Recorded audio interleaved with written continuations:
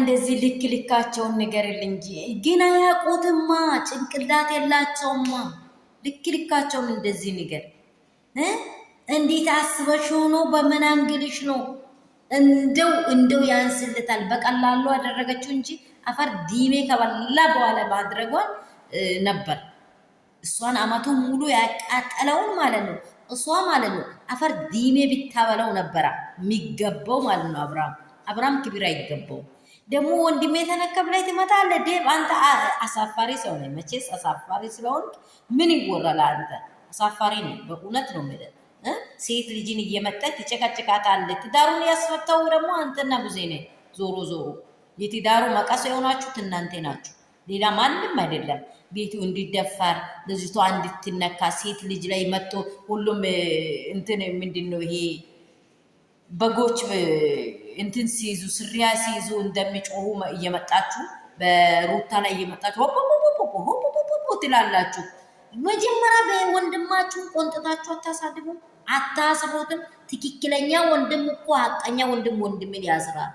100 ሚሊዮን ሴትን እየሸመደደ ይዞ ሲመጣ እየጎተተ ይዞ ሲመጣ ዝናችንን አጠፋ ብለህ እስር አታረገው ወንድሜ። አንዲት ሴት ልጅ ላይ መጣ ፖፖፖፖ ትላለህ። ልኩን ንገር። ደግ አረገች አለ። አዎ ሩታ አንድ ወንድ ብትይዝ ኖሮ ቀድሞ የሚመጣ አብርሃም ነው።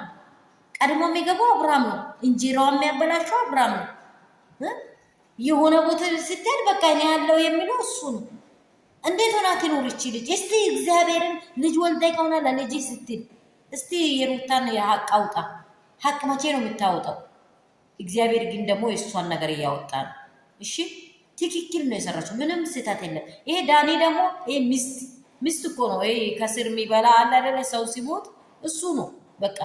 ትላንትና እሷ ጋር ዛሬ ደግሞ ሄርሜላ ጋር የበሉትን ብር የሚመልሱበት አቀታ። ሄርሜላ እኮ ፈሰሱ ይገባላታል፣ ታስገባቸዋለች። በቃ እናንተ አሁን እኮ አምባ ቀረዮ የምትለው እኮ አውቃ ነው እናንተ ሊጋፍ ስላለ እሷ ሩታ እኮ ናት ብቸኛ። ሰላም የኔ ቤተሰቦች እንደምን አላችሁ? ሁሉ ሰላም፣ ሁሉ መልካም። ዛሬ እዚህ ዳኒ ቤት ላይ የተለቀቀው በጣም የሚወራዳ የሆነ ሀሳብ እያወራን ሰምቼ ነው። ወዲህ ላይክ፣ ሼር፣ ሰብስክራይብ አድርጉ።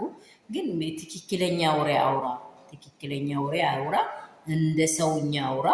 ሴት ልጅ ናት ሩታ፣ ወልዳለች፣ ባሌ ነው ብላለች። ምንም አላጠፋችም። ምንም ያቺ ሴት ወድሃለሁ ብላ ስትመጣ ራሱ መመዘን ያቀተው ወንድሜ ነው።